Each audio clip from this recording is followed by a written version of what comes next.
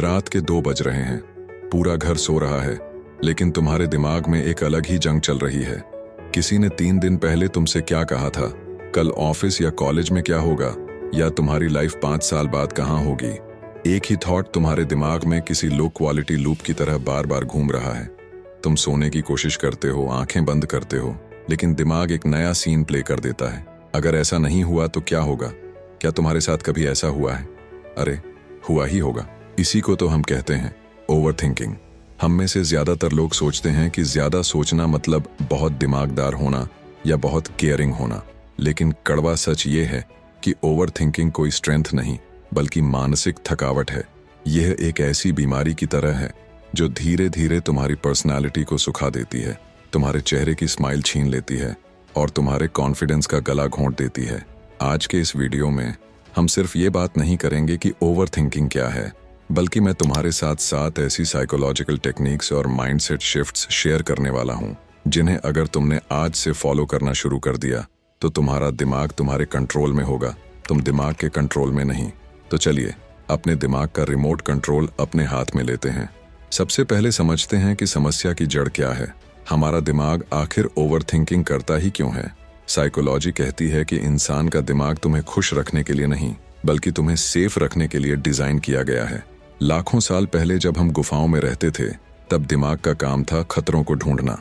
आज शेर चीते तो नहीं हैं, लेकिन हमारा दिमाग करियर, रिलेशनशिप और फ्यूचर की अनिश्चितता को ही खतरा मान लेता है, और उस खतरे से तुम्हें बचाने के चक्कर में दिमाग तुम्हें 100 अलग अलग वर्स्ट केस सिनेरियोज, सबसे बुरे हालात दिखाना शुरू कर देता है। यहाँ तुम्हें 3 चीजों में फर्क समझना पड़ेगा। पहला, प्रॉब्लम सॉल्विंग यानी समस्या का हल ढूंढना। मेरी कल प्रेजेंटेशन है, मुझे तैयारी करनी चाहिए, यहाँ क्लैरिटी और एक्शन है। दूसरा, ओवर थिंकिंग यानी अति सोचना। अगर मैं कल गलत बोल गया तो, अगर लोग मुझ पर हंसे तो, अगर मेरी जॉब चली गई तो, यहाँ सिर्फ डर और इमेजिनरी प्रॉब्लम्स हैं।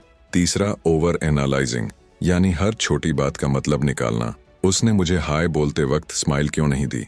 क्या वो मुझसे चिढ़ता है? यहाँ बिना किसी सबूत के कहानियां बनाना है।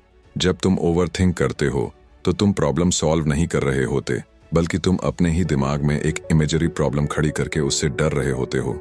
सोचो, जब तुम लगातार ओवर थिंक करते हो तो तुम्हारी लाइफ और पर्सनालिटी पर इसका क्या क्या असर पड़ता है। पहला, एनालिसिस पैरालिसिस यानी फैसले न ले पाना। तुम इतने ऑप्शंस और इतने अगर मगर सोचने लगते हो कि आखिर में कोई फैसला ही नहीं ले पाते। तुम मौकों को गंवा देते हो। दूसरा, इम्पोस्टर सिंड्रोम और लॉस ऑफ कॉन्फिडेंस। जब तुम खुद के ही हर फैसले पर सवाल उठाओगे तो तुम्हारे अंदर सेल्फ डाउट बढ़ेगा। तुम किसी से बात करोगे तो तुम्हारा ध्यान बातों पर नहीं बल्कि इस पर होगा कि कहीं मैं अजीब तो नहीं लग रहा। तीसरा, क्रॉनिक फिजिकल फैटीग यानी शारीरिक थकावट। साइकोलॉजिकली प्रूवन है कि ओवर थिंकिंग से शरीर में कोर्टिसोल मतलब स्ट्रेस हार्मोन रिलीज होता है। बिना कोई वर्कआउट या काम किए भी तुम दिन के अंत में ऐसा महसूस करते हो जैसे पहाड़ तोड़कर आए हो। और चौथा, इरिटेबिलिटी यानी चिड़चिड़ापन। जब दिमाग अंदर से थका होता है तो तुम्हें छोटी छोटी बातों पर गुस्सा आने लगता है और तुम अपने अपनों पर ही चिल्ला देते हो। अब आते हैं सबसे इंपॉर्टेंट पार्ट पर, इससे बाहर कैसे निकलें। मैं तुम्हें 7 ऐसे स्टेप्स देने वाला हूं जो साइकोलॉजिकली टेस्टेड हैं। इन्हें ध्यान से समझना और नोट्स बना लेना। पहला तकनीक, the 5 second rule and action bias. जैसे ही तुम्हारे दिमाग में कोई ऐसा थॉट आए जिस पर तुम्हें एक्शन लेना चाहिए, जैसे पढ़ाई करना, जिम जाना, किसी को कॉल करना, और तुम्हारा दिमाग बहाने बनाना या ओवरथिंक करना शुरू करे, तो 5 4 3 2 1 उलटी गिनती गिनो और तुरंत एक्शन ले लो। इसे एक्शन बायस कहते हैं। अगर तुम किसी विचार पर 5 सेकंड के अंदर एक्शन नहीं लेते तो तुम्हारा दिमाग उसे टालने के 100 कारण ढूंढ लेता है।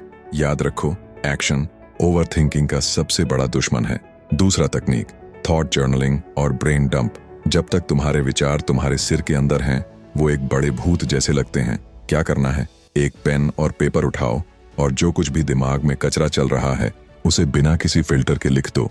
इसे साइकोलॉजी में ब्रेन डंप कहते हैं। जब तुम अपने विचारों को कागज पर देखते हो तो तुम्हारे लॉजिकल ब्रेन को समझ आता है कि अरे, ये 90% बातें तो बिल्कुल बेतुकी और छोटी। तीसरा तकनीक, द वरी टाइम स्ट्रेटजी यानी चिंता का समय तय करो। तुम अपने दिमाग से यह नहीं कह सकते कि सोचना बंद कर दे, क्योंकि दिमाग भाषा नहीं समझता। अगर मैं तुमसे कहूं कि लाल बंदर के बारे में मत सोचो तो तुम सबसे पहले लाल बंदर ही सोचोगे। सॉल्यूशन, अपने दिन में 15 मिनट का एक वरी टाइम फिक्स कर लो, जैसे शाम को 5 बजे से 5:15 बजे तक। दिन भर जब भी कोई फालतू थॉट आए, खुद से कहो, इस पर मैं अभी बात नहीं करूंगा, इस पर शाम को 5 बजे आराम से चिंता करूंगा। जब 5 बजे तब बैठकर जितनी चिंता करनी है करो। तुम देखोगे कि शाम तक तुम्हारा दिमाग उस बात में अपनी दिलचस्पी ही खो चुका होगा। चौथा तकनीक, circle of control versus circle of influence. Steven Covey की बहुत प्रसिद्ध थ्योरी है, जब भी ओवरथिंकिंग हो, एक कागज पर 2 सर्कल्स बनाओ। सर्कल ऑफ कंट्रोल, वो चीजें जो तुम्हारे हाथ में है, तुम्हारी मेहनत, तुम्हारी डाइट, तुम्हारी सोच, तुम्हारा response. Circle of outside control, वो चीजें जो तुम्हारे हाथ में नहीं है, दूसरों की राय, पास्ट में हुई गलतियां, फ्यूचर का रिजल्ट। अपनी 100% एनर्जी सिर्फ उन चीजों पर लगाओ जो तुम्हारे कंट्रोल में है।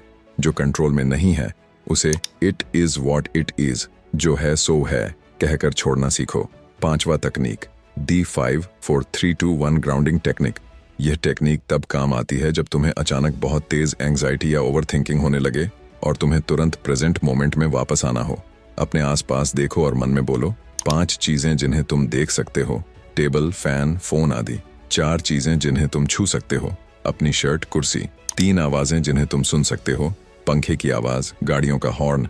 2 चीजें जिनकी तुम महक मतलब स्मेल ले सकते हो। 1 चीज जिसे तुम टेस्ट कर सकते हो। ये टेक्निक तुम्हारे दिमाग को विचारों की दुनिया से खींचकर सीधे रियल वर्ल्ड में ले आती है। 6ठा तकनीक, लेबल योर थॉट्स, यानी विचारों को नाम दो। हम अक्सर अपने विचारों को ही अपनी सच्चाई मान लेते हैं। अगर दिमाग ने कहा तुम नाकामयाब हो, तो हम मान लेते हैं कि हम नाकामयाब हैं। अब से जब भी कोई नेगेटिव विचार आए तो कहो, मुझे एक थॉट आ रहा है कि मैं असफल हो जाऊंगा। ध्यान दो, तुम विचार नहीं हो, तुम वो इंसान हो जो उस विचार को देख रहा है। अपने विचारों से दूरी बनाना सीखो। इसे साइकोलॉजी में कॉग्निटिव डिफ्यूजन कहते हैं। 7वां तकनीक, द सो व्हाट मेथड, यानी सबसे बुरे हालात का सामना करो। ओवरथिंकिंग हमेशा अनिश्चितता से डरती है। जब भी कोई डर सताए, खुद से पूछो, वर्स्ट केस सिनारियो क्या है? अगर ऐसा हो भी गया तो सो व्हाट? डर। अगर मैं इंटरव्यू में फेल हो गया तो? जवाब, तो क्या होगा? मुझे पता चलेगा कि मेरी कमी कहाँ थी। मैं अगली बार बेहतर तैयारी करूंगा। दुनिया खत्म तो नहीं हो जाएगी। जब तुम सबसे बुरे हालात का मानसिक रूप से सामना कर लेते हो तो दिमाग का डर तुरंत खत्म हो जाता है। दोस्तों, जब तुम इन टेक्निक्स को धीरे धीरे अपनी डेली लाइफ में उतारोगे तो तुम अपनी पर्सनैलिटी में एक कमाल का बदलाव देखोगे। तुम्हारी प्रेजेंस में शांति होगी। लोग तुम्हारे साथ रहना पसंद करेंगे क्योंकि तुम दिमागी रूप से शांत और प्रेजेंट रहोगे। तुम्हारी आंखों में कॉन्फिडेंस दिखेगा क्योंकि अब तुम बात बात पर खुद को जज करना बंद कर चुके हो। तुम एक एक्शन ओरिएंटेड इंसान बनोगे। तुम सोचने में समय बर्बाद नहीं करोगे, तुम चीजों को करके देखोगे। याद रखो, a bad decision is better than no decision. गलत फैसला सुधार जा सकता है, लेकिन कोई फैसला न लेना तुम्हें वहीं रोक देता है। और हाँ, अगर तुम इस आदत को सच में अपनी लाइफ से हमेशा के लिए खत्म करना चाहते हो और अपनी पर्सनालिटी को एक नेक्स्ट लेवल पर ले जाना चाहते हो, तो मैं तुम्हें एक कमाल की किताब रिकमेंड करूंगा, एटॉमिक हैबिट्स। इस किताब में बहुत ही आसान तरीके से समझाया गया है कि कैसे छोटी छोटी आदतें बदलकर तुम अपनी सोच और अपनी लाइफ को पूरी तरह ट्रांसफॉर्म कर सकते हो। सबसे अच्छी बात यह है कि यह बुक हिंदी में भी अवेलेबल है।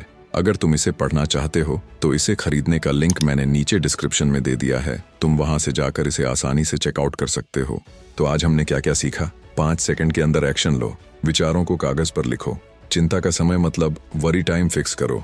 जो तुम्हारे हाथ में है सिर्फ उस पर ध्यान दो। ग्राउंडिंग टेक्निक से प्रेजेंट में आओ। अपने विचारों को लेबल करो और सो व्हाट मेथड यूज करो।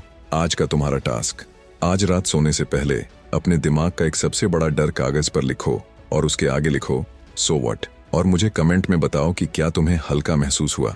अगर इस वीडियो ने तुम्हारे माइंडसेट में थोड़ा सा भी बदलाव किया हो तो वीडियो को लाइक जरूर करना और अपने उस दोस्त के साथ शेयर करना जो हर बात को बहुत ज्यादा सोचता है।